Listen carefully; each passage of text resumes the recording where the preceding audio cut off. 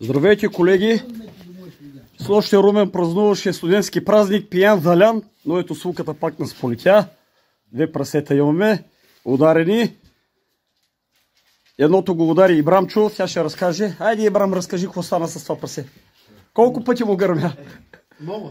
Колко много? 6-8. 10. Ти 6-8, ти 6-8. Няма. 10 пъти му гърмя, ама ето. Покажи патрона. Важното, че падна, ето. Трябва да му купим патрони. Трябва да се види. 10 бройки. Ето. Май... А ти тайно и на двата имаш толкова? И това и туи. Шкарче, ти да кажеш нещо. Нищо не мога да каже. През насен посетил един много голям влак.